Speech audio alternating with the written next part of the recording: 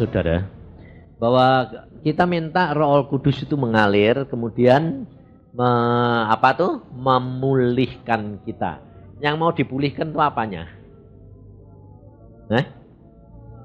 Apa coba?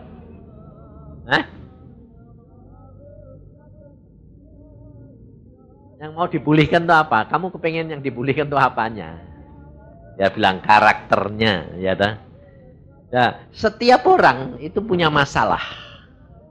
Dan setiap orang itu punya karakter yang sendiri-sendiri berbeda, ya dah. Nah, maka dari itu saudara kita harus benar-benar menyadari. Tanpa menyadari, saudara tidak akan dapat dipulihkan, diubah. Dan saudara tidak akan mempunyai kekuatan, kemampuan sendiri untuk mengubah. Hanya Tuhan Roh Kudus yang mampu. Nah, untuk itu saudara harus kerjasama.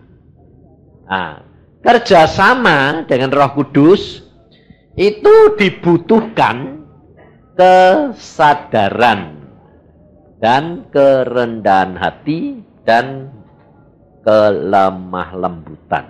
Mau dibentuk. Sebab pada waktu Tuhan menciptakan langit dan bumi, manusia diciptakan, Tuhan berkata kepada Adam, kuasailah bumi. Nah, sehingga Adam sudah diberi wewenang oleh Tuhan untuk menguasai bumi termasuk dirinya sendiri. Makanya pada waktu Kain mempersembahkan korban dan tidak diterima Tuhan, Kain hatinya panas, dia marah, dan anehnya marahnya tidak terhadap Tuhan, terhadap Habel. Nah, tapi sekarang anak-anak Tuhan zaman sekarang marahnya tidak terhadap manusia, marahnya terhadap Tuhan. Sebab kerap kali ngomong gini, kalau engkau mau kan bisa toh, engkau maha kuasa. Nah terus yang kedua apa? Engkau sudah jadikan begini kok, memang begini. Nah itu namanya marah terhadap Tuhan. Nah pada waktu Kain marah terhadap Habel, Tuhan datang, Tuhan berkata begini, dosa sudah mengintip kepadamu. Mari baca-baca saja. Nanti supaya kata-katanya bisa tepat di dalam Kejadian.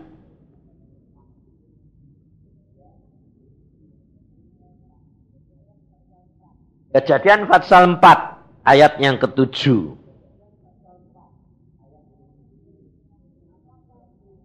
Apakah mukamu tidak akan berseri jika engkau berbuat baik? Tetapi jika engkau tidak berbuat baik, dosa sudah mengintip di depan pintu. Pintu apa? Pintu hati. Ia sangat menggoda. Ini kata-kata Tuhan ini sampai sekarang berlaku enggak? Maka dari itu saudara baca Alkitab, saudara akan mengerti, saudara akan menyadari, saudara akan mengakui kelemahanmu, dan kamu membutuhkan Tuhan. Dia mengintip dan sangat menggoda engkau. Tetapi engkau harus berkuasa atasnya. Jadi, saudara yang harus berkuasa. Jadi, yang mengatasi siapa? Saudara ada? Tetapi kenyataan bahwa manusia ini setelah diberi wewenang oleh Tuhan, ternyata manusia tidak mempunyai kemampuan untuk mengatasi. Lalu Tuhan mengutus Musa untuk memberikan hukum Taurat. Nah, dengan hukum Taurat itu dikasih aturan. Kamu gini. Tapi tetap tidak bisa. Lalu diturunkan Tuhan Yesus. Nah, ini sebetulnya saudara, turunnya Tuhan Yesus itu, ya dah, mau memperbaiki Taurat. Nah. Lalu Tuhan Yesus turun, Tuhan Yesus memberikan hukum Taurat yang baru enggak? Ya. Hukum apa? Kasih. Nah, jangan saudara kira bahwa hukum kasih itu tidak hukum Taurat. Nah, ini hati-hati. Sebab kita kerap kali hukum kasih lalu hukum Tauratnya disingkirkan. Dan kamu mengatakan apa? Kan sekarang itu hukum kasih. Nah, orang Kristen jatuh lagi karena hukum kasih. Karena apa? Pengertiannya salah. Kan Tuhan kasih. Kan Tuhan kasih. Jadi gampang berbuat dosa. Makanya Tuhan Yesus berkata, aku datang menggenapi Taurat. Nah, coba kita lihat di dalam Matius 5 tadi.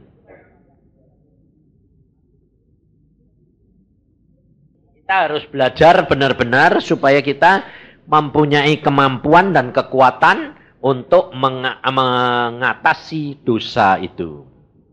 Ayat 17. Janganlah kamu menyangka bahwa aku datang untuk meniadakan. Oh, jelas toh? Janganlah kamu menyangka bahwa aku datang untuk meniadakan hukum Taurat atau kitab para nabi.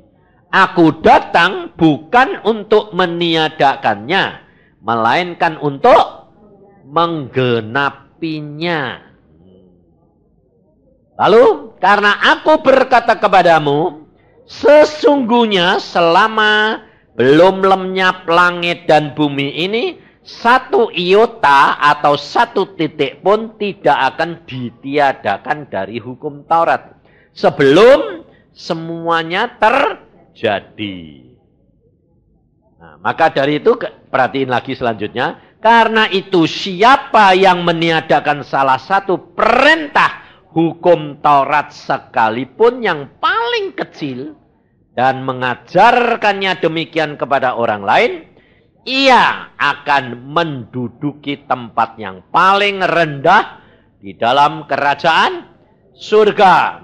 Tetapi siapa yang melakukan dan mengajarkan segala perintah-perintah hukum Taurat, ia akan menduduki tempat yang tinggi di dalam kerajaan surga. Maka aku berkata kepadamu, jika hidup, perhatiin saudara, jika hidup keagamaanmu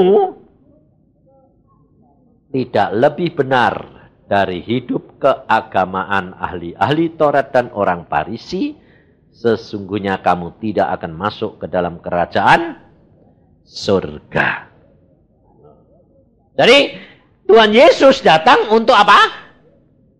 Menggenapi. Nah, jadi Tuhan Yesus tidak meniadakan.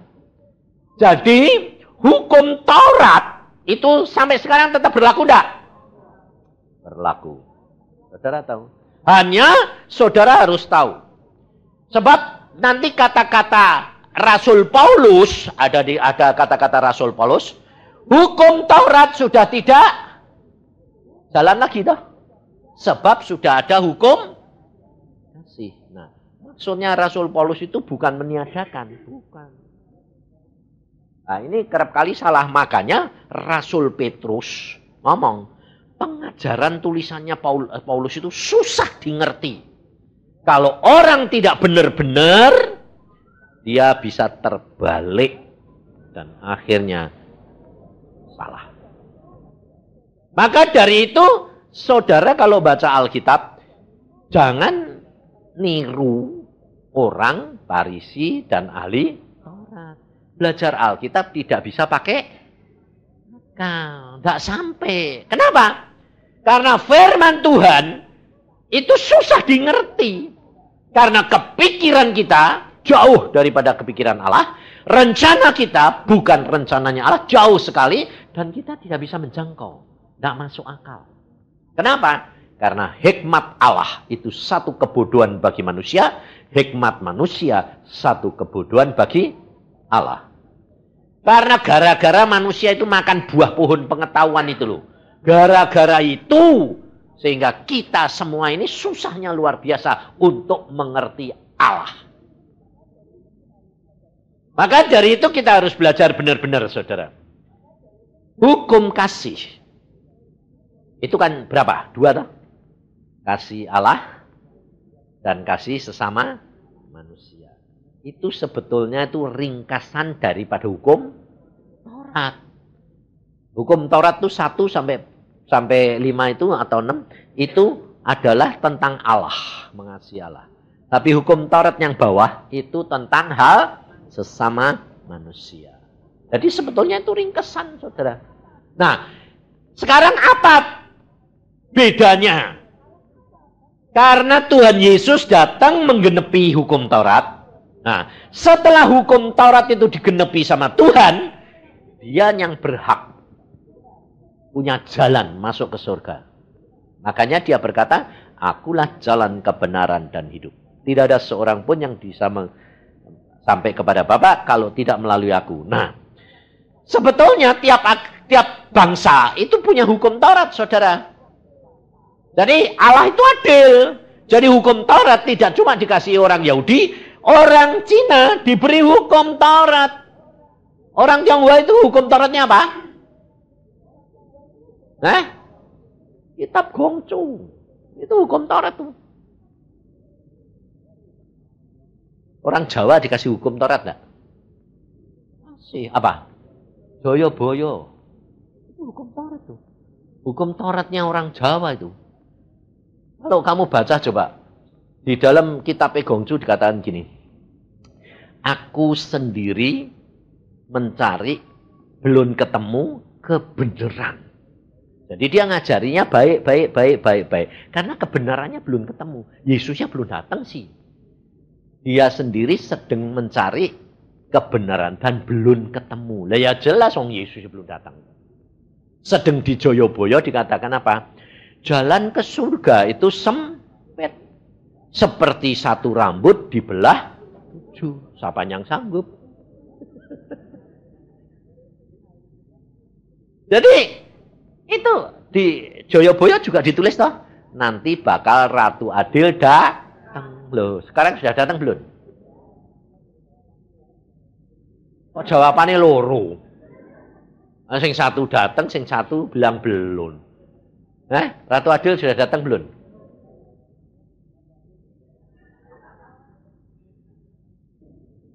Loh, sudah datang belum? Sudah. Makanya itu karena pengertianmu. Dua-dua sebetulnya betul. Yang bilang sudah ya datang karena itu Mesias, Yesus. Yang bilang belum ya benar karena nanti pengadilan akhir. Tuhan Yesus datang kembali. Jadi benar. Cuma pengertiannya lain-lain. Loh, ngerti enggak? Maka dari itu, untuk mempelajari firman ini, saudara harus ngerti benar-benar. Saya sendiri terus terang, kalau belajar ya, saya itu cuma baca saja, lalu kadang-kadang nanti Tuhan Roh Kudus ngomong. Ting, ting, ting, ting, ting, ting, ting. Oh gitu. Tapi saudara kepengennya kan gini toh. Ini apa sih Tuhan? Ini apa Tuhan? Kok tidak dijawab-jawab? Betul lah? Itu ngatur Tuhan atau kamu yang diatur? Ngatur Tuhan. Kenapa kok ngatur Tuhan? Tuhan lebih tahu timing waktunya. Kowe tak kasih tahu sekarang, ya ora bakal ngerti. Malah nanti kebingungan. Jadi tidak dikasih tahu. Tapi kalau timingnya nanti pas, kasih tahu. Itu namanya orang percaya. Kamu ini kurang percaya sih. Sebabnya apa? Ya tidak salah. Karena dilahirkan sudah punya. Ini loh, tahu baik dan jahat ini loh. Gara-gara ini loh. Susah sekarang ngilangi. Jadi Tuhan berkata sangkal diri. Lalu saudara menjadi pelaku firman, beriman. Oh, iman makanya itu Tuhan Yesus berkata apa? Apakah kalau nanti anak manusia datang, dia mendapati iman? Berarti banyak iman yang gugur. Loh, orang Kristen ini di dunia ini ada miliatan. Seluruh dunia itu ada miliatan. Lalu kalau Tuhan ngomong gini, apakah nanti kalau anak manusia datang kembali mendapati iman di bumi, berarti orang Kristen banyaknya gugur imannya. Saya pernah tanya ini, Tuhan, kalau gitu yang masuk jadi orang Kristen yang masuk surga ini cuma sedikit Tuhan. Lah ya itu Tuhan. Kenapa? Karena mereka tidak punya iman. Loh, tidak punya imannya di mana? Mereka itu melakukan firman berdasarkan pikiran, bukan iman, bukan percaya. Makanya saudara itu tidak ngalami mujizat. Itu kenapa? Ya itu, memang imannya tidak tekan. Bukan imannya minta iman sak gelondong. Tidak. Saudara sendiri pengertiannya itu salah. Sebab iman itu sebetulnya, makanya saya bilang gini, kalau saudara itu mau belajar bahasa Inggris itu flow. Bahasa Jawa itu paling enak, gelundung. Saya paling seneng bahasa Jawa nih baik. Ikut Tuhan itu gelundung baik. Nah, itu sebetulnya iman yang bulat. Sebab itu saya alami. Saya dulu itu waktu muda tukang berontak, saudara. Tak coba segala sesuatu, tak pikir iman, tak pegang, tak imani. Nah, orang bilang tak imani, itu sebetulnya tidak punya iman. Karena kalau orang bilang imani, itu dia tidak punya iman. Karepe dewek. Sebetulnya kalau orang punya iman tuh gelundung. Nah, ya dah, penak. Firman bilang apa? Amin. Lalu menghadapi jalan aja. Contohnya tadi loh. MC tadi bilang apa? Waktu di mana? Riau. Nah, tidak ada hujan, dia sembahyang. Pada waktu itu kamu sebetulnya ngimani hujan datang atau minta mbak Tuhan.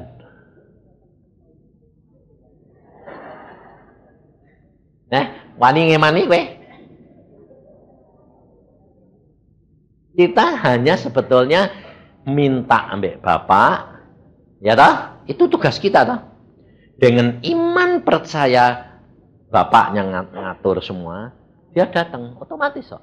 Otomatis. Makanya kalau kamu tuh bergaul karib dengan Tuhan, nggak usah minta. Wong Tuhan bilang kok, sebelum kue minta aku sudah tahu. Ngerti tidak? Jadi tidak usah minta, tapi menghimbau. Menghimbau itu tidak minta. Beda. Kalau minta itu belum apa? Belum yakin kamu diberi. Kalau kamu menghimbau itu karena kontak batin yang kasih, jadi cuma ngasih sign. Ya tak? Kalau kamu jatuh cinta sama seorang, kalau jatuh cinta mau kawin, terus yang satu ini pacarnya yang perempuan ini minta terus, masuk toko minta, masuk minta terus, jadi kawin barang. Pasti tidak jadi kawin. Kenapa? Takut. Dimintai terus kok. Nah, saudara dan saya ini terus terang selama hidup ini banyak mintae atau banyak menghimbau ini. Ya makanya itu ngesel ke Tuhan. Maka, saudara kita itu, kamu percaya enggak kalau Tuhanmu Maha Kuasa? Amin. Nah ya dek ngomong gini mantep. Amin. Loh, setan pun percaya enggak? Lah iya, persis toh. Ayo persis toh, be setan kowe. Wong setan ya percaya kowe ya percaya padha wae. Lah, tapi kenapa? Kenapa kok kamu ndak ngalami? Padahal Tuhan berkata loh, Kalau kamu percaya kepadaku, kamu akan melakukan perkara-perkara yang lebih besar daripada yang aku lakukan selama di dalam dunia. Saudara, coba bilang, coba pikirkan coba. Tuhan Yesus pada waktu jalan, bayangannya belum ada orang sembuh. Petrus jalan, kena bayangannya Petrus, orang sembuh. Hebat Tuhan Yesus, Pak, hebat Petrus. Ayo, loh, ya toh, jalan kena bayangannya tak wes. Lah, pada waktu itu apa? Petrus bilang, bayanganku berkuasa. Enggak toh, enggak toh. Dia sendiri bingung. Orang lewat kena bayangannya kok, loh kok sembuh loh. Bingung dia. Nah, lalu habis itu, kalau nanti Petrus lewat lagi orang sakit, semua tidur sini, bayanganku aja, sembuh enggak? Enggak, pasti enggak. Karena apa? Karena yang ngerjakan siapa? Yang ngerjain siapa? Yang ngerjain kamu. Yang melakukan Tuhan. Ya, bingung deh. Bingung meneh lah, bingung meneh lah. Bingung meneh, makanya itu. Loh, baca di Yesaya 26. Baca. Nanti, loh itu ayatnya loh, bukan saya. Saya itu memang bikin bingung kamu. Supaya kamu tuh belajar sungguh-sungguh. Firman Tuhan itu luar biasa, saudara. Luar biasa sungguhan. Saya sampai tidak bisa mengerti. Wong saya itu membaca Alkitab ini sudah ratusan kali, tapi selalu diajari baru. Baru ini, ayat ini tuh saya baru dapat beberapa bulan yang lalu. Tuhan bilang, Yusa, coba baca di dalam Yesaya 26, ya, ayat 12. Ya Tuhan, Engkau akan menyediakan damai sejahtera bagi kami. Ya Tuhan, Engkau akan menyediakan damai sejahtera bagi kami. Berarti itu yang saudara dan saya cari toh.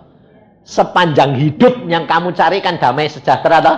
Lah ya, rahasianya sebab segala sesuatu yang kami kerjakan, Engkaulah yang melakukannya bagi. Loh, aneh toh? Aneh toh? Jadi ngerjakan sama ngelakukan sama enggak? Tapi kamu anggapannya sama enggak? Sama, beda, saudara. Nah, yang kamu kerjakan apa? Ayo, yang kamu kerjakan. Habis kalau gitu apa yang dikerjakan? Wong yang ngelakuin Tuhan. Saudara tahu, Tuhan Yesus pernah ditanya sama orang Farisi.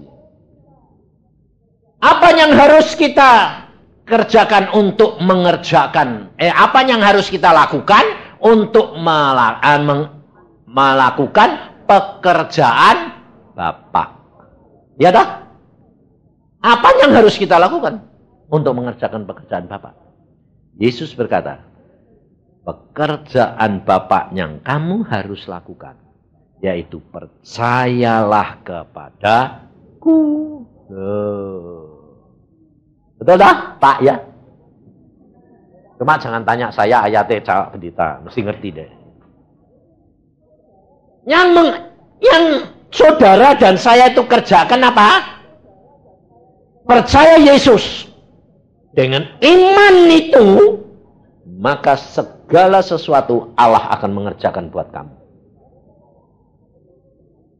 Jadi sebetulnya tidak usah susah-susah. Makanya saya selalu ngomong gini, kalau kamu jadi orang Kristen tuh belajarlah, relax. Nah, ini ditangkap salah. Relax itu kan santai, Pak. Lah ya, terus jadi tidak usah ngerjain apa. Salah. Ngerjainnya apa? Ngerjain apa? Percaya Yesus. Iman. Percaya Yesus. Itu pekerjaan. Jangan dikira tidak pekerjaan. Justru itu kuncinya. Kalau kamu percaya Yesus, nanti yang melakukan. Sebab Tuhan berkata, Roh Kudus yang aku beri kepada kamu, itu yang akan menuntun kamu, memimpin kamu, mengajar kamu dalam segala perkara. Maka ada 3 tahap. Tahap pertama adalah hukum Taurat, manusia tidak bisa mengenepi. Tahap kedua, Yesus datang memberikan hukum kasih, manusia tetap tidak bisa menepi. Makanya pada waktu Tuhan Yesus di dalam dunia 3,5 tahun, dia didik murid-muridnya 12, itu dengan hukum kasih. Lalu dia berkata apa? Kalau kamu mengasihi aku, kamu melakukan firmanku. Firman diberikan, tetap tidak jalan. Kenapa? Contohnya Petrus. Coba. Petrus dikatakan Tuhan bilang, di atas batu karang ini aku akan mendirikan jemaatku. Alam maut tidak akan bisa merobohkan dia, mengganggu dia. Tapi ternyata Petrus nyangkal Tuhan. Ngerti saudara? Tidak bisa. Setelah Tuhan Yesus datang sendiri, dia memberikan hukum kasih, manusia tetap gagal. Makanya Tuhan Yesus, dia pergi ke surga, dia ngomong, aku akan kirim penolong yang lain. Loh. Aku akan kirim penolong yang lain, Roh Kudus. Sebab kalau Yesus tetap tinggal di dunia, dia harus sebagai manusia, dia tidak bisa ada di mana-mana. Tapi kalau penolong yang lain dikirim roh, dia ada di mana-mana. Sehingga sekarang ada di dalam hati saudara dan saya. Nah, pada waktu Tuhan Yesus di dalam dunia, dia punya daging dan tulang, bisa ada di mana-mana enggak? Tidak bisa. Sekarang Tuhan Yesus di surga, bisa ada di mana-mana enggak? Hah? Bisa. Punya daging dan tulang enggak?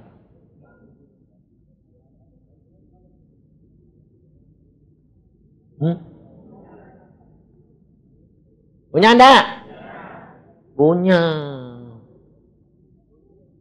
Tapi lucunya daging baru, tulang baru. Bisa ada di mana itu Tuhan. Makanya nanti kalau dia datang, seluruh bumi akan lihat dia. Itu aneh lah. Sebabnya apa? Lah bunder kok. Bumi ini bunder, tapi kok Tuhan di sini kok bisa kelihatan semua piye? Wong sini terang, sini gelap. Tapi itulah Allah kita, luar biasa. Maka dari itu, kalau saudara itu belajar Alkitab, saudara harus ngerti. Ngertinya apa? Bahwa Allahmu itu Allah yang luar biasa. Kalau belum ngerti, diem. Jangan dikutik tuh. Tiap kamu dengar firman, itu ngomongnya, hamba Tuhan ngomong gitu. Iya ya, kok gini. Bingung kamu. Udah, yang belum ngerti, kamu ngomong, Tuhan Roh Kudus, aku belum ngerti. Sampai waktunya kasih ngerti ya Tuhan. Peti SKC. Jangan buang. Masuknya peti es, simpen. Nanti satu saat muncul, baru ngerti. Oh itu ini, oh itu ini, gitu. Tapi kalau kamu cari dewek, pasti salah. Nah, salahnya apa? Kalau kamu baru bertobat, menggebu-gebu cinta Tuhan, biasa nih, itu sedang mabuk. Lalu rajin luar biasa. Tapi nanti kalau sudah kebentur-bentur, bonyok, kecewa. Loh, aku cinta Tuhan, ngerjakan pekerjaan Tuhan, tapi kok nyatanya kok tidak ditulungi. Lalu Tuhan bilang, siapa salah?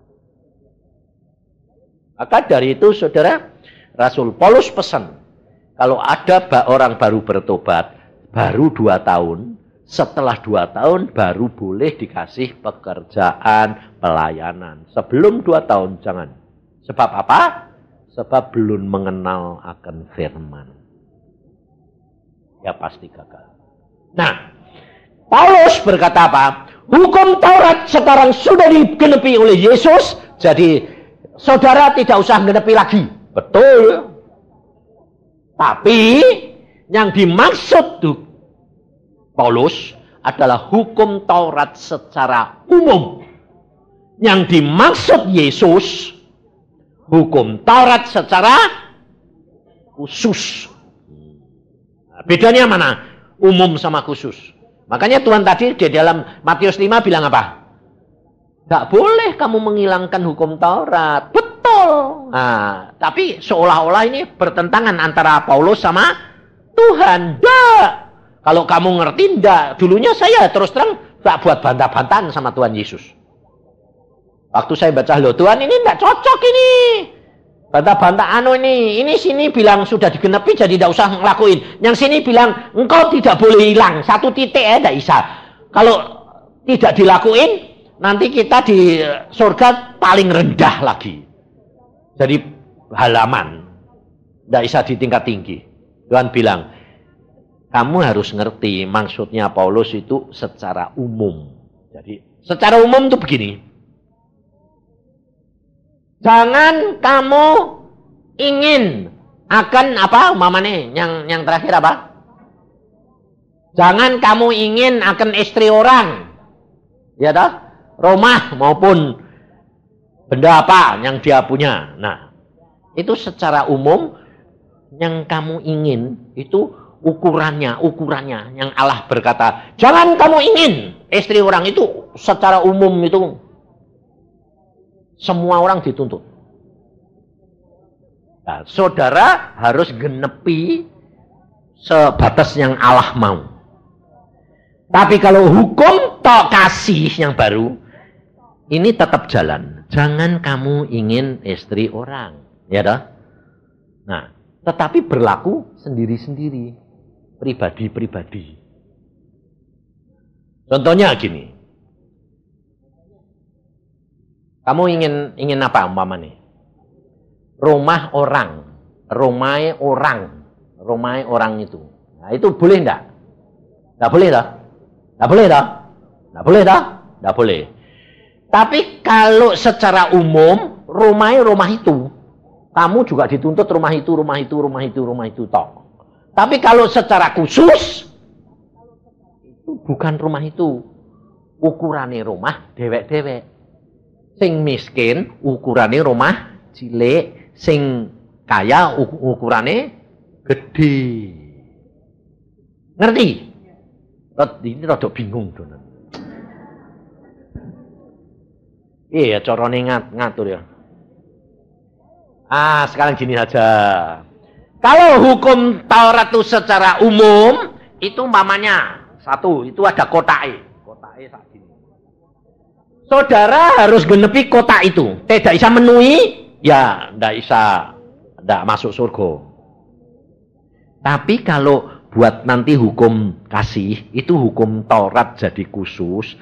Kotak itu tergantung tiap pribadi. Bisa gede, bisa kecil. Sebab Alkitab berkata, yang ngerti sedikit dituntut sedikit, yang ngerti banyak dituntut banyak. Yang punya sedikit dituntut sedikit, yang punya banyak dituntut banyak. Ngerti sekarang? Nah, jadi kamu setiap orang Kristen sekarang bisa tidak menepi hukum Taurat?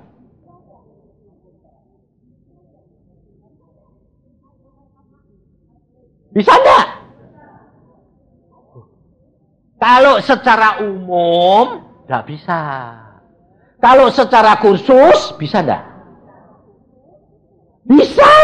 Sebabnya ukurannya sudah disesuaikan dengan ukuranmu. Nah, ini contohnya gini. Ada seorang pada waktu itu mau masuk surga. Nah, masuk surga, Alkitab bilang apa? Jalannya sempit. Sempit, memang sempit. Nah, sing gendut masuk ora? Lah ada ukurannya pas, gowong sing krempeng. Sempit. Sing gendut masuk ndak? Loh, kalau ukurannya hukum Taurat yang ndak masuk, gendut-gendut kabeh. Sedang ukurannya Allah sempit. Yesus berkata apa? Kalau kamu tidak seperti anak kecil, nggak bisa masuk surga. Jadi kalau itu hukumnya itu Taurat secara umum, ukurannya jalan ke surga anak kecil enggak? Lah kowe masuk enggak? Enggak bisa. Aku gede-gede kok. Ya toh, ambok ngering toh kayak pada Isa. Ya toh. Tapi kalau hukum itu hukum kasih, masuk. Kenapa? Sesuai dengan ukuranmu. Lah ini ada orang, dia kasih penglihatan, dia kerempeng. Dia bilang, dia lihat di depannya ada orang antri, kerempeng semua. Jadi dia lihat, wah aku masuk, aku podo kerempengi. Dia masuk, jedet masuk. Terus dia noleh ke belakang, ada orang yang 3 kali lipat gendutnya. Wah, dia bilang gini, wah kasihan itu orang, pasti tidak masuk. Tapi kok ngotot antri. Wis ngerti dek pintunya sempitnya kayak gitu kok ngotot antri. Masuk surga. Nah, orang sing gendut ini ya antri, santai aja. Waktu bapak ini masuk, dia pakai baju sempit, tidak bisa. Pakai baju selembar aja, tidak masuk. Miring tidak bisa, gini, tidak bisa, ini. Terus akhirnya dia bilang, oh bajunya mesti copot. Bajunya dicopot. Bajunya masuk, celananya tidak. Ah, jadi, waduh, ngomong selembar celana, kok tidak mau. Sebab itu barang dari dunia. Tidak bisa. Jadi kalau pulang tuh harus telan. Nah, tapi wong ini gengsinya gede, malu. Jadi masuk sana masih pakai baju. Tidak bisa. Akhirnya telanjang. Baru pas. Baju selembar aja tidak bisa. Nah terus dia bilang gini. Lah si gendut itu tidak usah. Ambok telanjang ya tidak masuk. Nah, lalu jadi dia setelah masuk. Dia tidak jalan terus. Dia noleh ke belakang mau lihat si gendut. Si gendut ini santai aja. Lihat semua telanjang ya buka. Telanjang dia masuk.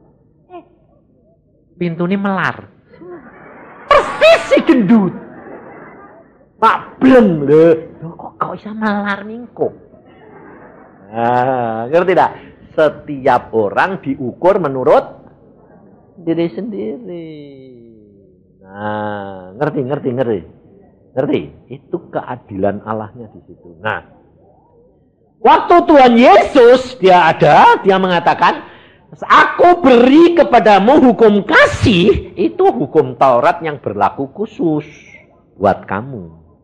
Nah, tetapi ternyata setelah kalau Tuhan Yesus pergi, dibertinggali firman yang tertulis ini, saudara ternyata tidak mampu. Tidak bisa juga. Akhirnya Tuhan Yesus berkata, aku akan utus Roh Kudus, penolong yang lain, dia tinggal di dalam kamu, dia akan mengajar kamu, dia akan memimpin kamu, dia akan menuntun kamu, dan mengingatkan tentang dosa kepadamu, sehingga kamu bisa menggenepi lulus. Gitu. Ngeri. Nah, maka dari itu, yang saudara dan saya sekarang butuhkan itu, saudara harus ngerti. Ngerti akan firman, artinya ngerti itu maksud saya bukan harus ngerti secara akal, tidak. Kamu baca semuanya, nanti diajar oleh Roh Kudus. Dengan kamu diajar oleh Roh Kudus, kamu akan ngerti. Oh, maksudnya gini. Nah, setiap orang itu tuntutannya tidak sama. Firmannya sama, tapi buat saudara tidak sama. Tuntutannya tidak sama. Sebab apa? Sebab watak perangaimu tidak sama. Kebutuhanmu pun tidak sama. Kalau saudara dan saya itu menyadari bahwa kamu butuh Roh Kudus, lalu Roh Kudus kamu kasih kedudukan sebagai Tuhan dan Tuan, kamu menyadari bahwa kamu butuh selalu sama Dia. Kalau kamu butuh apa-apa, kamu konsultasi sama dia, lakukan dengan iman Yesus, percaya Yesus, kamu akan sampai. Nah, yang menjadi penghambat itu adalah pikiran. Sebab firman, kalau Roh Kudus ngomong, itu tidak logis. Selalu tidak logis. Contohnya, pada waktu saya disuruh bangun rumah. Saya itu tidak kepingin. Karena apa? Saya sudah cukup. Rumahku 1 lantai, buat persekutuan cukup. Tiap hari sudah biasa kok. Tiap Sabtu bongkar tempat tidur, bongkar kursi, bongkar meja, semua masuk ke kamar tidur buat persekutuan. Selesai, kamu pulang semua, saya siap-siap lagi. 17 tahun. Itu tiap Sabtu begitu. Nah, satu saat saya tidak kepingin, sudah tidak punya kepingin untuk bangun. Karena apa? Cukup. Satu, kedua, tidak punya duit. Jadi aku tidak pernah. Cuma tiap kali di-upgrade, tapi tidak pernah dibangun. Satu saat Tuhan ngomong gini, bisa, kenapa Tuhan? Rumahmu robohin. Rumahmu robohin. Kenapa dirobohin? Bangun 2 tingkat atas bawah. Buat apa? Aku bilang gitu. Buat apa? Bawah buat persekutuan, atas buat tempat tinggal kamu. Buat apa? Wong sekarang saya bisa. Tuhan jawabannya apa? Kamu sudah cukup menderita 17 tahun. Tempatmu dipakai persekutuan, dan tiap kali kamu singkirkan, pasang lagi, singkirkan, pasang lagi. Ngerti saudara? Jadi saudara harus tahu, Tuhan apa saja yang saudara dan saya lakukan diperhatikan dan diperhitungkan oleh Tuhan. Bukan iman perbuatanmu yang baik, bukan usahamu. Tidak, Tuhan sudah tahu.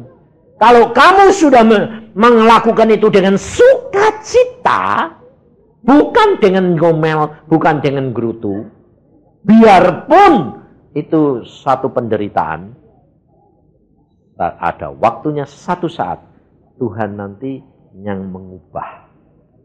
Kutuk itu, penderitaan itu jadi berkat. Tuhan. Maka kalau engkau berjalan dengan Roh Kudus, lalu setiap hari kamu mengucap syukur, lakukan dengan apa saja yang kamu sedang hadapi. Umpamanya, saya waktu setahun itu makannya itu nasi sama garam, nasi sama ikan asin, nasi. Telur 1 saja dibagi orang, anak 3, saya sama istri, orang 5. Telur 1. Istri saya untungnya pintar masak. Telur 1 dicampur nambah tepung. Jadi dibagi-bagi 5, lumayan kan. Terus dikasih asin. Jadi sidik cukup. Tapi kita tuh gak pernah ngeluh. Kita mengatakan, selalu dari kecil saya katakan, Tuhanmu itu Tuhan yang kaya.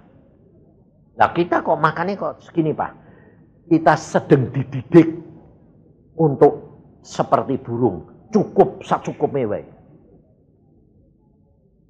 Anak saya dari saya kecil tidak pernah merasa dia itu miskin. Dia selalu mengatakan, aku anak Tuhan, Tuhanku maha kaya. Kenapa? Sebab setiap kali butuh, sembahyang dapat. Tidak pernah tidak diberi. Jadi kalau mau bayar sekolah, anak saya itu jam tanggal 10 kan mesti bayar sekolah. Dia tuh selalu gini, Pak, mau bayar sekolah Pak? Sembahyang. Papa tidak punya. Mama ya tidak punya. Sembahyang. Sembahyang. Minta bisa Pak. Bapak di surga. Papa cuma saluran. Padahal saya dokter loh. Saya praktek. Tiap hari praktek. Tapi dibikin Tuhan, sengaja ambil Tuhan. Dipapat terus. Tapi pas. Nek butuh dikai. Dikai ini dikasihinya ndak lebih. Pas. Satu saat saya cuma ngomong mbek Tuhan gini, Tuhan, ini tek banku kempos. Aku ndak bisa nembelin. Ya ndak kempos tuh. Ndak pernah kempos. Satu saat saya dikasih duit. 50 rupiah. Lebih. Saya bilang, lumayan Tuhan, punya 50 rupiah. Nembel pada waktu itu 25 rupiah. Jadi, wah lumayan Tuhan. Baru ngomong, lumayan Tuhan. Kempos. Wah. Aku bilang, aduh Tuhan, wong baru punya 50 rupiah aja kok mau kemposin. Nah, terus Tuhan bilang, enak punya atau enak enggak punya?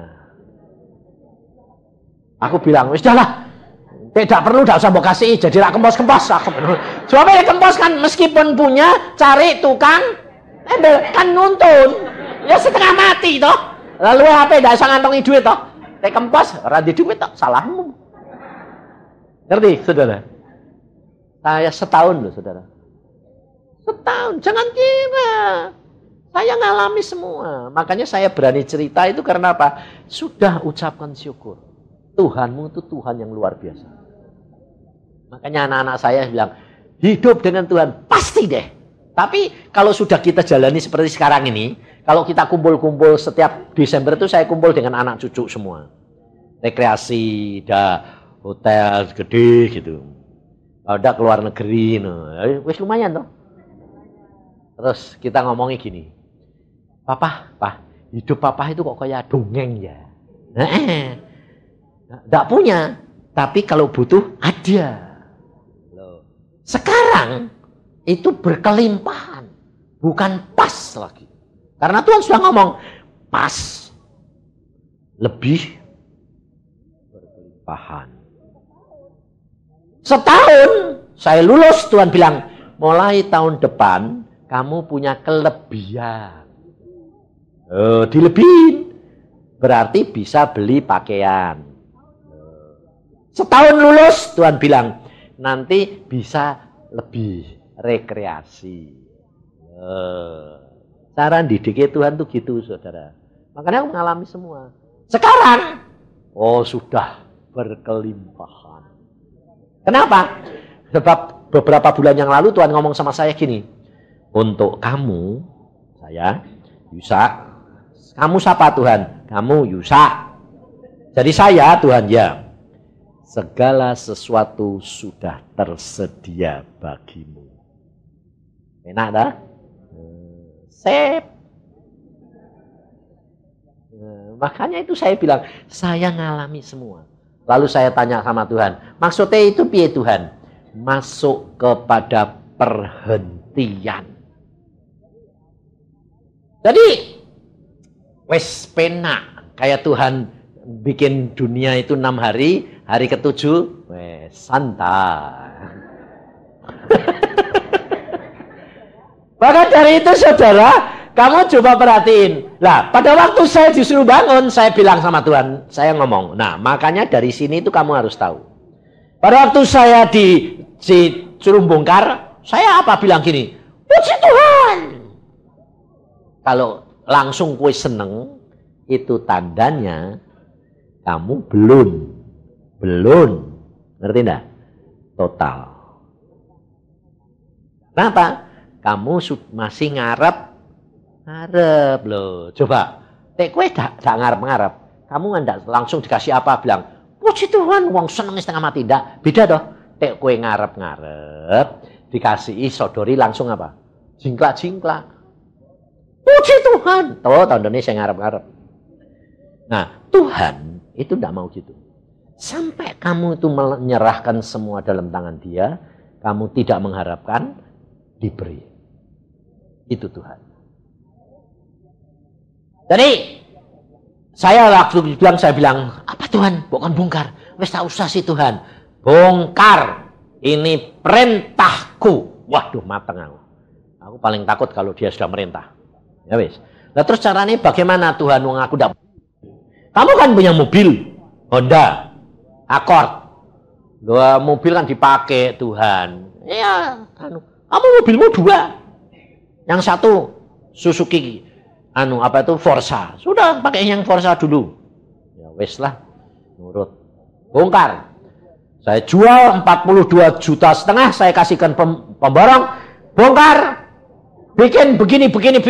Atur dewek, sembayang, lakuin. Lah wes piye? Soalnya aku nggak punya duit. Saya mau minta sing macam. Nanti ditanyain mbek pemborongnya, duitnya mana? Nggak ada piye. Kamu sembayang, pokoknya atur begini, atas kamar berapa, bawah buat gini persekutuan. Selesai. Nah terus bagaimana Pak? Ini tidak cukup Pak. Dia bilang, tidak cukup. Ya betul. 42,5 tidak cukup. Kira-kira berapa? Ya sekitar 75 sampai 100. Lah. Terus saya bilang, oke. Kalau duitnya sudah tinggal 5 juta, ngomong. Nah terus, nanti saya ngomong. Lah ya tolong dia nyuruh kok. Lah aku dapat dari mana? Wah aku sudah jadi hamba Tuhan pada waktu itu. Tahun 90 bangun nih. Nah, nanti Tuhan kirim saya kasih kamu. Pokoknya di dalam kesulitan apapun, kowe ngomong aku ngomong dengan Tuhan. Terus dia tanya, berapa lama Pak bangun nih? Waduh, aku ya bilang, waduh, piye ini Tuhan? Aku tidak berani, tidak punya duit ya, tidak wani toh. Dia punya duit ya, gampang, sak cepet. Wah, tidak punya. Tuhan berapa? 6 bulan harus selesai. Mateng kowe. 6 bulan. 6 bulan Pak. Ya. Aku terus, Tuhan aku pindah mana? Cari kontrakan 6 bulan. Setelah itu balik ke rumah ini. Mesti sudah selesai. Wah, 6 bulan. Wah ngebut Pak. 2 lantai, beton kabeh. 5 bulan. 5 bulan. Dia 5 bulan supaya ada spilling sebulan. Saya 6 bulan harus sudah balik. Ya. Wah ini duitnya mesti cepet Pak. Harus cepet ini Pak. Yang kerja orang berapa? 40. Ya wis tidak apa-apa. Wis kerjake. Wah cepet. Dibongkari. Tembok samping yang di jalan. Pikirnya sama pemborong. Ini tidak usah dibongkar. Wong tidak dibangun. Tembok sak belakang sampai depan. Saudara tahu. Tuhan ini tidak mau. Dirobohin be Tuhan. Tembok panjang. Jam 3 tahu-tahu kayak bom ambruk. Waduh. Boom. Sampai orang kampung bilang gini, untung tidak ada orang jalan. Ada orang jalan mati itu. Gepeng kena tembok 4 meter, 5 meter. Sampai yang pemborong bilang, ampun Tuhan, pikirku ngirit. Kok temboknya dirobohin? Tuhan bilang semua harus diroboh. Baru. Sudah datang. Nah, sudah dibangun, naik 3 bulan. Wah, sudah jadi. Meh ngecor ini saudara. Meh ngecor ini loh. Meh ngecor sudah. Tidak ada semen. Pas waktu itu, semen mau naik. Lah, pemborongnya bilang, Pak, tidak ada semen. Nah, terus piye ini? Ini tidak bisa ngecor, minggu depan tidak bisa jadi. Oh ya wes, dia sudah lapor, nah aku gantian lapor. Tuhan, orang no semen. Ya gitu toh. Jangan kamu bilang, wah dia Pak Yusa ya enak, dah no semen. Oh, jangan kuatir. Makanya kau itu coba tah belajar ya Tuhan. Nanti kan kamu tahu ngalami. Kalau perlu yang saudara butuhkan itu cuma ngomong. Ngomong, Tuhan, tidak ada semen. Ini mau ngecor loh, tidak ada tadi. Ngomong, nah sudah. Tapi jangan dipikiri. Kamu kalau sudah ngomong, mikir, cari jalan dewek dah. Terus cari semen dewek dah. Nah, salahmu di situ. Yang cari semen, pemborongi. Kamu hamba Tuhan ya sudah diam aja. Saya diem, saya ke Cirebon. Khotbah. Biasa khotbah biasa, ndak nyinggung semen. Tapi nek hamba Tuhan biasanya nek bangun Nyinggung enggak? Nyinggung itu iman bisik-bisik. Nodong itu namanya. Aku udah, saya khotbah biasa, selesai ditemuin satu orang. Yusa, kenapa? Kok Tuhan kok ngomong be aku kok aneh? Ngomong apa? Kamu kan punya semen. Kamu kan dealer semen. Kamu kan nyimpen semen. Dia nyimpen semen 2000 sak. Karena dia tahu sebulan 2 bulan ini kosong mau naik 2 kali lipat. Jadi 2000 sak. Terus Tuhan ngomong sama dia, ambil semenmu 400 sak, kirim Yusa. Jadi dia kaget ini. Loh Pak, Tuhan ngomong itu Tuhan pada sih Pak. Wong, kowe kok butuh semen? Kowe iki hamba Tuhan, kok butuh semen? Buat apa? Aku mesem. Kowe diperintah Tuhan, ya. Terus kapan kamu suruh ngirim? Dia melongok, hah? Itu benar sudah Tuhan, betul. Oh, betul. Taunya, loh aku kayak bangun. Lusa itu mau nyecor, tidak ada semen. Ya memang tidak ada, 1-2 bulan tidak ada. Rumahnya tidak jadi. Dan pemborongnya bilang, tidak ada semen dalam waktu 2 bulan tidak bisa. Jadi. Oh pantes. Oke, besok saya kirim truk 400 sak datang ke rumahmu Bandung. Jam 10 pagi. Selesai. Aku bilang, puji Tuhan. Terus saya datang pulang ke rumah, saya bilang sama pemborongnya, besok semen datang. Berapa sak? 400. Wah, itu sampai jadi Pak, nanti tidak butuh semen. Nah ya wes, cocok Kang. Terus jam 10 saya di sana, trek datang. Dias saudara. Semen, jejer-jejer. Saudara tahu, pendeta di belakang saya bangun gereja juga. Tidak duwe semen. Saya lihat semen di depanmu. Terus dia jalan, mau utang. Dia jalan, mau nemoni aku utang. Belum sampai kira-kira baru 10, masih 10 meter, Tuhan ngomong sama saya. Pendeta itu meh utang semen. Nah, aku bilang gini, lah terus maumu piye Tuhan? Perpuluhannya kasih ke dia. Tidak usah hutang. Ya. Terus pendetanya itu jalan sampai agak mikir, kita mikir carane ngomong piye. Baru 3 meter aku bilang, Pak pendeta. Apa Pak? Kowe butuh semen toh? Iya. Kowe meh hutang toh? Iya. Ngambil becak, ambil 40 sak semen buat gerejamu sana. Pak Yusa kau tahu? Bapak di surga bilang, kowe itu meh hutang semen. Oh iya Pak, Tuhan baik ya Pak, terima kasih.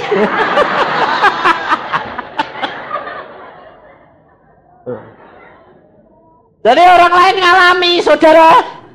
Datang cuma kelenu. Gue butuh semen. Ya, ngambil loset. Habis itu saudara tahu? Tidak hanya itu. Terus yang punya semen ini ngomong sama temen nih. Ternyata Pak Yusa ini membangun rumah. Hah? Lah kau udah ngomong? Kau tahu watak Yusa tidak tahu ngomong. Dia ngomong be Tuhan. Wah ya pantesan. Kenapa? Lah aku ini baru terima kayu dari Kalimantan, itu kayu yang anti rayap. Sampai aku bilang, kok ada kayu, aku udah pesen, kok dikirim ini buat apa? Aku lagi tanya ini buat apa Tuhan? Lah, kowe ngomong, Tuhan ngomong, buat Yusa. Jadi dia telepon sama saya, Pak, buat kayunya semua. Suruh mengirim ukurannya, semua saya sudah bikin, tinggal kirim, tinggal terima. Tinggal pasang. Sampai pemborongnya bilang, wah kalau gini nggak usah 100 juta Pak. Semua ada. Jadi dalam waktu 6 bulan semua selesai. 5 bulan semua selesai. Dan tidak kurang apapun juga. Duitnya ada. Asal kurang 35 juta Tuhan bilang, Tuhan duit entek. Tuhan bilang, ya nanti tak kei. Ya metu tuh. Grojok. Tahunnya bar ya aku bilang, lu kok tak dikirim-kirim meneh. Oh pantesan dia bilang, sudah cukup. Mandek kerane. Ngerti saudara? Hidup dengan Tuhan itu caranya harus begitu. Dasarmu adalah punya percaya, tunggu Roh Kudus yang akan menuntun dan mengatur hidupmu. Sebab dia sudah berkata, dia akan menuntun kamu dalam seluruh kebenaran. Jadi timingnya pun pas. Itu Tuhan. Makanya mulai dari sekarang itu jangan terlalu banyak pakai akal ini loh. Ngomong aja. Kamu butuh apa? Ngomong. Tapi jangan lalu, mana? Kok tidak dengar? Terus kadang-kadang, kok tidak dengar apa-apa Pak? Loh, tidak bakal. Kok saya ngatur gitu tuh tidak mau Tuhan. Percaya itu sudah ngomong, yakin Tuhanmu sudah dengar, selesai. Nanti pada waktunya pasti dia berbicara dan dia akan melakukan untuk saudara dan saya. Yang dibutuhkan percaya bahwa Yesusmu Allah yang luar biasa. Dia tahu segala kebutuhanmu. Makanya untuk melatih umpamanya orang yang sakit. Saya itu kalau punya sakit selalu saya latih saudara. Anak istri saya bilang latih dong yang ngomong. Kalau apakmu yang sakit itu ngomongi. Dalam nama Tuhan Yesus. Tuhan aku kok sakit ini. Kepalaku atau pinggangku, kakiku kok sakit sih Tuhan. Aku salah apa ya Tuhan? Minta ampun. Kalau sudah diingatkan oke salah ya sudah minta ampun. Habis itu apa yang aku lakukan Tuhan? Boleh ya Tuhan sesuai dengan firman-Mu. Dalam nama Tuhan Yesus sembuh. Omongin ben koyo nedan. Aku tuh sakit sedikit kan. Loh, boyokku kok pinggangku kok sakit lagi sih Tuhan. Oleh ya Tuhan, dalam nama Tuhan Yesus sembuh. Beres. Sebab Tuhan berkata apa? Apa saja yang kamu ucapkan dengan percaya, Allah akan melakukan buat kamu. Jadi jangan saudara bilang, gimana bisa ada anakmu apa itu ngomongin dulu, omongan, tiap tidur omongin. Nanti kan luar biasa. Saya ngalami semua. Sebab Tuhan sudah berkata apa? Roh Kudus yang ada di dalam diri kamu. Jadi kalau kamu bicara, Alkitab berkata apa? Aku Tuhan yang melakukan keputusan hamba-hambaku. Jadi kadang-kadang kamu diberi hak untuk mengambil keputusan. Tapi perhatikan, jaga motivasi hati, takut akan dia. Dahulukan dia, jangan kehendakmu memerintah dia. Dengan motivasi hati, sikap hati yang benar, semua yang kamu ucapkan jadi. Tapi saya kerap kali kalau sama Tuhan ya cuma ngomong. Ya Tuhan, menurut engkau piye sih Tuhan? Gini-gini boleh enggak ya? Saudara kalau pergi juga harus ngomong. Saya kalau naik kereta api, saudara, saya ngomong, Tuhan aku naik kereta api kok jauh telat sih Tuhan. Keadaan ini. Untuk ya Tuhan ya, boleh ya Tuhan. Pas ya Tuhan. Ya wes. Enggak. Waktu Bandung itu tabrakan, saudara. Saya itu mau naik kereta api. Aku bilang, Tuhan mau naik kereta api ya? Wes ra usah. Oh ya wes, tabrakan. Bayangin. Segala sesuatu Tuhanmu itu sudah tahu. Apa yang akan terjadi? Dia tahu. Waktu saya dulu ngantar adik saya mau kawin, sembayang, jam 8 malam saya mau berangkat dari Bandung ke Jepara. Saya bangun sama istri saya, sama anak-anak, sampai adikku yang mau kawin. Tuhan, aku mau berangkat. Tolong sih Tuhan. lindungi, sertai. Tuhan jawabnya gini, jangan takut, jangan khawatir. Apapun yang terjadi, aku beserta kamu. Adek aku. Tuhan ngomong gitu, itu pasti ada apa-apa enggak? Iya. Ngerti? Makanya kamu harus ngerti caranya Tuhan ngomong. Dia bilang, apapun yang terjadi, aku tetap menyertai kamu. Wah, kaget aku. Aku bilang sama istri saya, waduh yang ini nanti di tengah jalan pasti ada apa-apa. Lah piye wis aja jangan pulang. Ya ndak iso, wong lusa kawin. Ndak mbok terke pulang piye? Nanti pulang dhewean malah cilaka. Iya ya. Ya wis pulang yuk. Wong Tuhan sudah bilang kok, apapun yang terjadi aku beserta. Benar saudara. Sampai Tegal selip mobilnya, aku sih nyopir. Tapi lumayan, ndak ada kendaraan dari sana. Kanan, kiri. Kanan, kiri. Aku bilang, loh Tuhan kok hula-hula ini aku ini. Ini kok mobil kok so serson. Soalnya bane limis. Nah, belum punya duit untuk beli. Jadi nguset, ser. Waktu itu loh ya, sekarang sih selalu baru. Nah, jadi ser. Aku bilang, aduh, adikku bilang gini.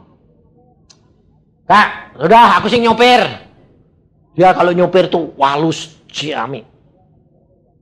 Istriku saja, seorang tuaku semua bilang, Dek nyopir tuh kayak adikmu tuh loh. Halus, tuh tenang. Kowe itu gerusa-gerusu ngebut. Aku bilang, tapi kan selamat terus toh ya. Wong selip-selip ngono ya selamat toh ya. Ganti sama dia saudara. Terus saya di depan sama anak saya yang gendong, sama istri saya, orang 3 di depan. Yang di belakang tak kasih kasur buat anak sama pembantu. Supaya pada anak bisa tidur 2. Saudara tahu? Baru disopir dia 10 menit. Ser. Aku bilang, lu. Jalanannya lurus kok dibelokke. Lari 100 belok. Padahal jalanannya lurus. Aku bilang, loh! Jalanannya lurus kok. Loh belok kok. Jadi bingung enggak sing nyopir dia bilang belok, aku bilang lurus. Aku di sebelah dia. Loh jalan. Oh, wis kadung aku muni, "Loh jalan." Wis masuk sawah. Waduh.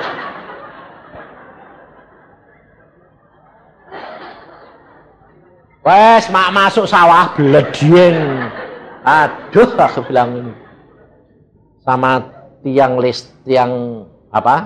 listrik itu tinggal 5 cm. Dan saudara tahu, itu malam jam 1. Di tengah sawah. Sing ngangkat mobil sapa? Terus aku bilang, "Loh, wong kowe itu mau kawin, kok nyopir?" Lah Pak, kamu tadi selip, tapi kan selamat. Orang dong kayak ini mlebu sawah ini iki piye ya. Saudara tahu, setirnya mereteli. Jadi setirnya itu mubeng terus gini, rel. Tirote jebol kabeh. Tapi saudara tahu, apa yang difirmankan Tuhan, apapun yang terjadi, aku tetap tidak ada satu anak yang lecet. Anak tidur di belakang, tidak kelempar. Barang-barangnya kelempar.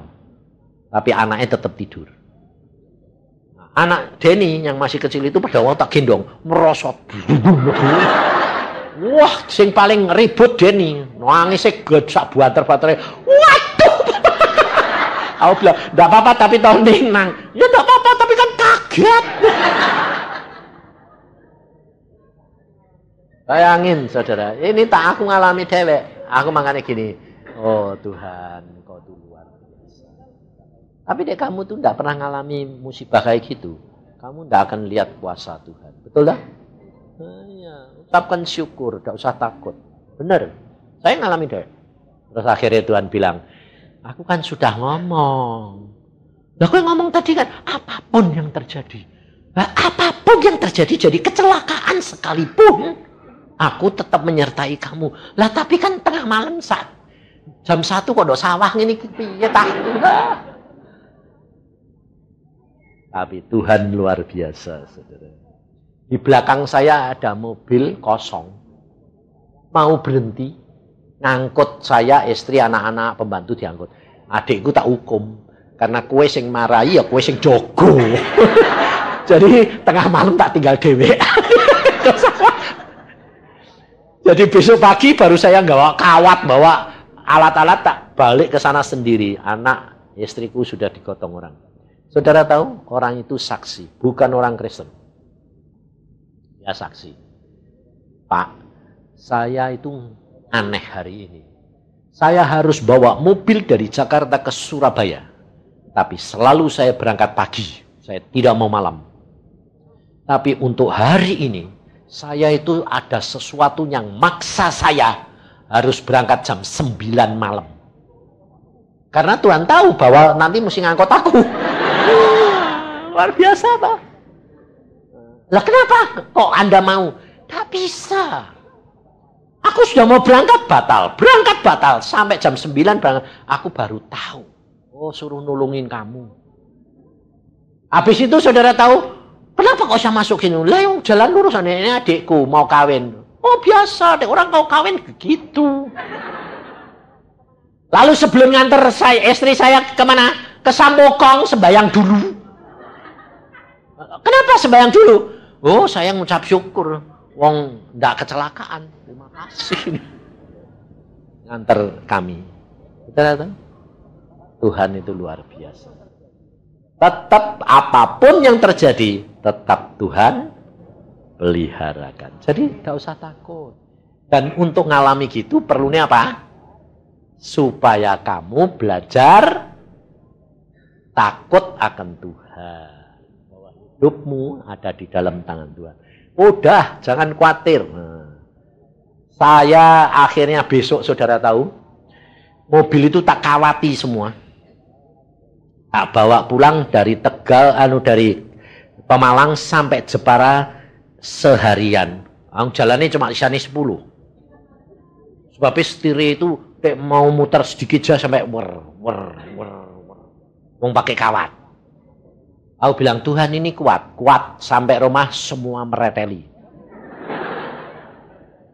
Benar saudara, besok om saya bilang, Kak, saya dengar kamu kecelakaan. Ya, mana mobilnya itu? Setir itu di tangan dia. Loh, kamu jalan kemarin pakai setir gini nih? Iya. Loh kok bisa? Kemarin bisa, hari ini sudah nggak bisa. Sudah meretelin semua. Kok ajaib? Ini bisa sampai rumah? Bisa. Karena Tuhan masih ngomong, kawati nanti kuat sampai rumah.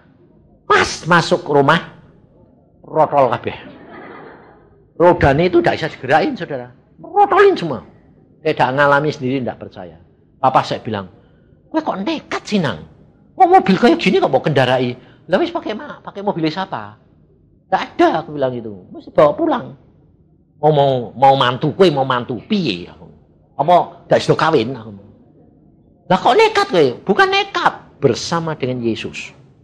Kalau Yesus sudah berkata, pulang. Apapun yang terjadi, bisa.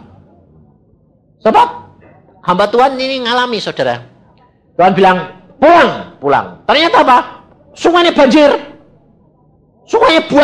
Banjir penuh. Orang itu tidak bisa, dalam sekali, banjir.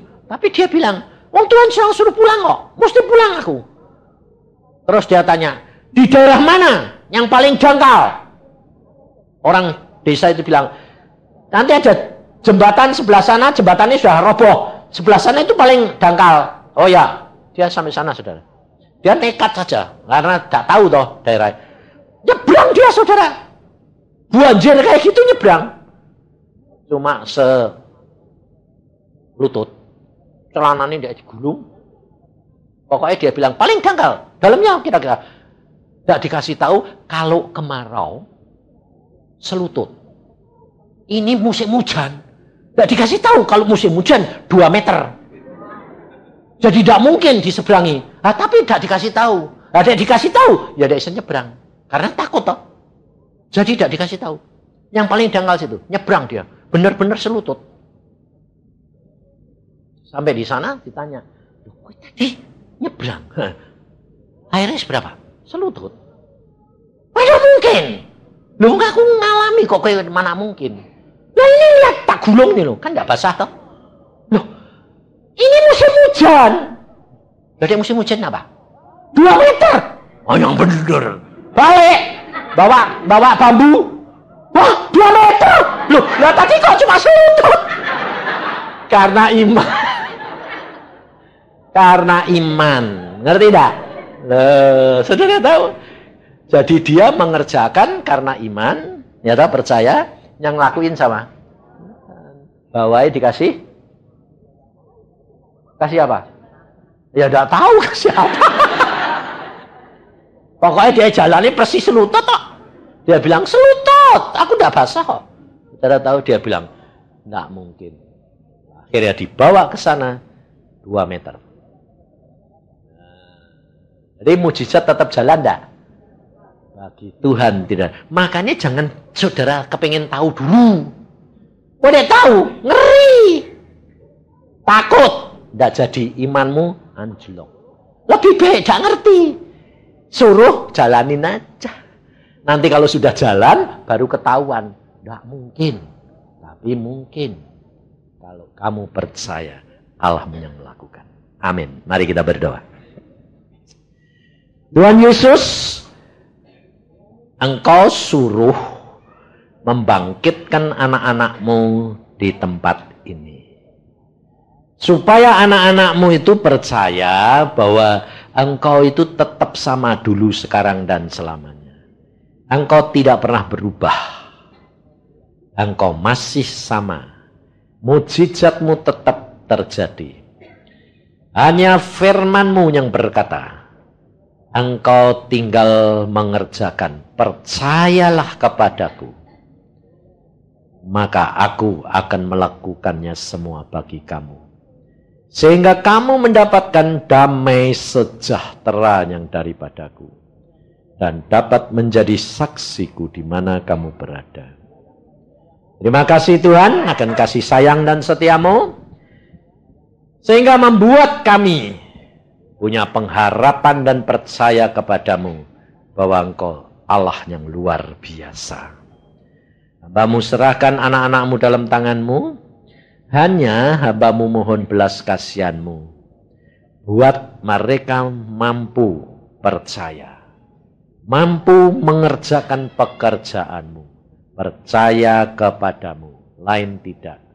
Karena tanpa itu mereka tidak akan mengalami kuasa dan mujizat-Mu. Terima kasih Bapa akan kasih sayang dan setia-Mu. Hamba-Mu kembalikan anak-Mu dalam bimbingan-Mu. Hamba percaya pulang dari sini mereka berjalan bersama dengan Engkau, dan Engkau tuntun sampai menuju kepada kesempurnaan. Dalam nama Tuhan Yesus kami mengucap syukur dan percaya. Amin. Anda diberkati dengan pemberitaan firman Tuhan. Dapatkan kaset, VCD, CD, MP3, dan buku-buku rohani dari hamba-hamba Tuhan, Evangelis Yusak Cipto, Pendeta Petrus Agung, Evangelis Iin Cipto, dan hamba-hamba Tuhan lainnya. Tersedia juga banner dan alat-alat tarian lainnya. Hanya di toko buku Bless to Bless, Jalan Boulevard Barat Raya, Ruko In Kopal, Blok F, nomor 50, Kelapa Gading, Jakarta Utara. Hubungi 45851254 atau 92958800.